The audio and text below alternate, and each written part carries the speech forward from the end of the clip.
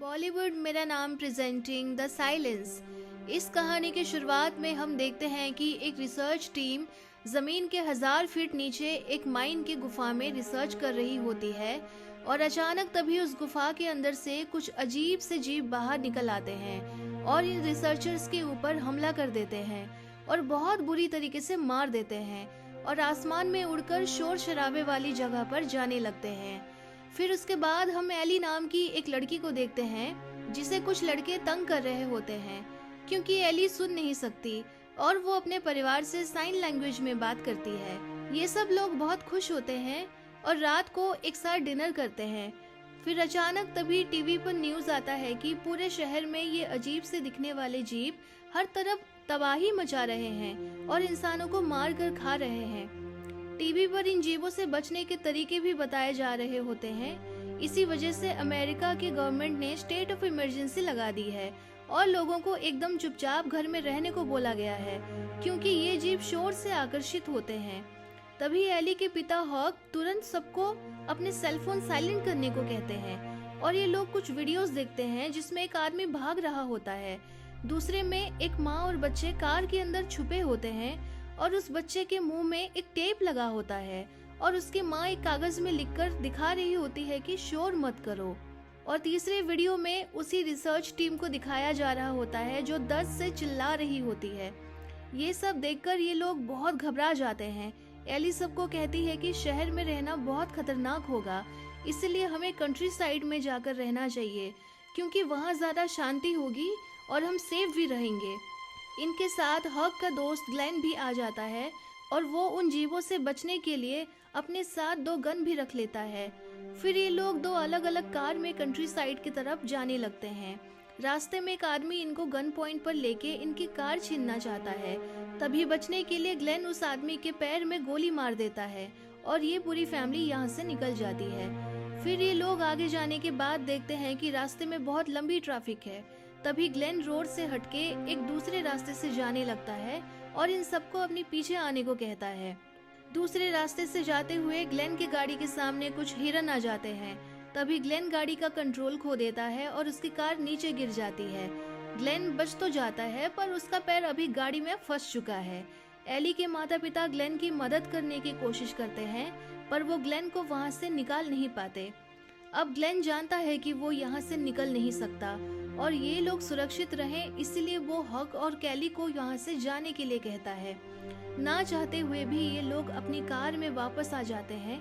तभी इनका डॉग भौंकने लगता है और उसकी आवाज सुनकर वो जीव यहाँ पर भी आ जाते हैं और कार पर अटैक कर देते हैं और सबको बचाने के लिए ग्लेन उन जीवों का ध्यान भटकाने के लिए गोली चलाने लगता है ताकि वो जीव उन्हें छोड़कर यहाँ आ जाएं।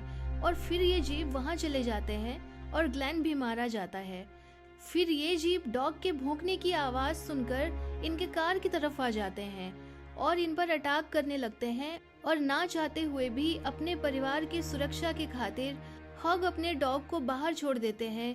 फिर ये अजीब से जीव उस डॉग को भी मार देते हैं। ये देखकर एली बहुत रोती है लेकिन इनके पास और कोई रास्ता भी नहीं था। फिर हॉग धीरे से गाड़ी के बाहर आ जाता है और ग्लेन की गाड़ी को जला देता है, जिसकी शोर से वो जीव उस गाड़ी की तरफ चले जाते हैं और आग की वजह से गाड़ी ब्लास्ट हो जाती है और ये जीव भी उसमें मारे जाते हैं। और अब ये पैदल ही अपना सफर तय करते हैं। थोड़ी ही दूरी पर इनको एक घर नजर आता है। इस घर के चारों तरफ बहुत ऊंची फेंस लगी हुई होती है और अंदर से ये गेट लॉक होता है। तभी अंदर से एक ओल्ड लेडी निकल आती है जिसे इन जीवों के बारे में कुछ भी नहीं पता और उसकी आवाज से ये जीव उसे भी मार देते हैं। फिर ये सब इसी घर में रुकने को तय करते हैं। उस घर के बाहर एक छोटा सा सुरंग होता है। ये लोग इसी सुरंग से अंदर जाने लगते हैं। तभी एली के भाई के सामने एक बहुत ही ज्यादा जहरीला सांप आ जाता है।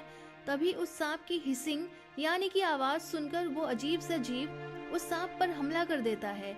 इसी अफरा तफरी में कैली की मदर के ऊपर वो जीव हमला करके उनके पैर में काट लेता है। तभी हॉग लकड़ी काटने वाली मशीन ऑन कर देते हैं और उसके ऑन होने के बाद उसकी आवाज सुनकर वो सारे जीव उस मशीन की तरफ जाकर मर जाते हैं और ये सब जल्दी से घर के अंदर आ जाते हैं। फिर एली अपने दोस्त से बात करती है जो उसे बताता है कि उसके माता पिता मारे जा चुके हैं। दूसरी तरफ कैली के पैर बहुत बुरी तरीके से जख्मी होते हैं, जिसकी वजह से इन्फेक्शन फैलता जा रहा है और जल्दी ही एंटीबायोटिक्स ना दिया गया तो कैली की जान भी जा सकती है। फिर अगले दिन सुबह एली और उसके पिता एंटीबायोटिक्स लाने बाहर निकल जाते हैं। बाहर जाकर ये लोग देखते हैं कि हर जगह खामोशी है और एक भी इंसान नजर नहीं आ रहा। फिर ये लोग एंटीबायोटिक्स लाने एक मेडिकल स्टोर के अंदर जाते हैं। तभी एली वहाँ पर बहुत सारे लोगों की लाशें देखती है, जिनके मरे हुए शरीर के अंदर बहुत सारे अजीब से जीव अंडे दिए होते हैं। तभी उनमें से एक अंडा फट जाता है और एली डर के मारे चिल्ला देती है, जिसकी वजह से ये जीव उस स्टोर के अंदर भी आ जाते हैं। एली के फादर किसी तरह फायर अलार्म ऑन कर देते हैं और ये दोनों स्टोर से बाहर आ जाते हैं।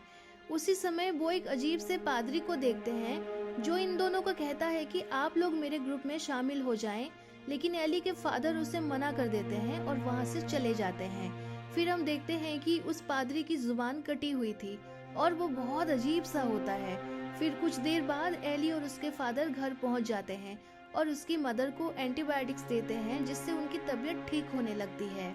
एली को उसके दोस्त से पता चलता है कि ये जीव ठंडे और बर्फीले जगह में सरवाइव नहीं कर सकते, इसलिए वो नॉर्थ की तरफ बढ़ रहा है और वहाँ रिफ्यूजी कैंप भी है जहाँ पे लोग सुरक्षित हैं। फिर ये बात एली अपने परिवार को बताती है और ये सब नॉर्थ की तरफ जाने को तय करते हैं। अगले दिन वो अजीब सा पादरी इनके घर ढूंढकर कुछ लोगों के साथ यहाँ भी पहुँच जाता है। यहाँ फिर से ये एली के परिवार को फोर्स करने लगता है उसके ग्रुप में शामिल होने को।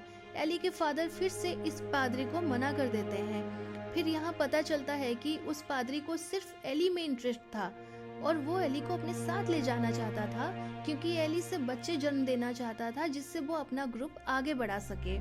एली के फादर घर के अंदर से गन ले आते हैं और इन लोगों को यहाँ से चले जाने को कहते हैं। ये देखकर वो पादरी अपने ग्रुप के लोगों के साथ वहाँ से चला जाता है। उसी रात एक छोटी बच्ची इनके घर के दरवाजे में आती है। ये एकदम अकेली होती है, इसलिए ये सब उसे घर के अंदर ले आते हैं। फिर इन सबको ये पता चलता है कि ये भी उसी कटी जुबान वाले ग्रुप की एक मेंबर होती है, जिसे उस पादरी ने यहाँ भेजा है। और उसके शरीर में बहुत सारे मोबाइल फोन बंधे गए हैं और पूरे घर में जगह जगह हर तरफ मोबाइल फोन्स और अलार्म्स लगाए गए हैं। और अचानक से ये सारे के सारे अलार्म्स और फोन एक साथ बजने लगते हैं, जिसे सुनकर वो अजीब से जीव इस घर पर हमला कर देते हैं। एली के फादर सारे मोबाइल फोन्स को पानी में डालकर इनकी आवाज बंद कर देते हैं। इसी समय उस पादरी के लोग एली को किडनैप कर लेते हैं, लेकिन उसी वक्त एली की ग्रैंडमदर उनके पीछे चली जाती है एली को बचाने के लिए और उन दोनों लोगों को पकड़कर जोर जोर से चिल्लाने लगती है, ताकि उनकी आवाज सुनकर वो अजीब से जीव इन पर हमला कर दें और एली की जान बच सके। फिर ये जीव एली के ग्रैंडमदर को भी मार देते हैं। एली ये सब देखकर रो रही होती है कि तभी वो पादरी आकर एली को पकड़ लेता है और अपने साथ ले जाने लगता है। ये देखकर एली के माता पिता और उसका भाई उस पादरी के ग्रुप के ऊपर फाइट बैक करते हैं और उस पादरी के साथ साथ उसके ग्रुप के बहुत सारे लोगों को मार देते हैं। फिर कुछ हफ्तों बाद हम देखते हैं कि एली और उसका परिवार नॉर्थ की तरफ रिफ्यूजी कैंप में पहुंच जाता है। वहां एली अपने दोस्त रॉब से मिलती है और ये लोग एरो की मदद से इन अजीब जीवों की हंटिंग करते हैं। ये सब अब इन जीवों को मारना सीख चुके हैं। एली ये सोचती रहती है कि इन जीवों को ठंड नहीं पसंद, पर क्या एक दिन इन्हें इसकी भी आदत पड़ जाएगी, जैसे उसे ना सुनने की पड़ गई। तो क्या हम सबको भी आदत पड़ जाएगी ऐसे आवाज ना करके खामोश रहने की? अगर हम जिंदा रहना चाहते हैं तो हमें ये बदलाव लाना ही होगा।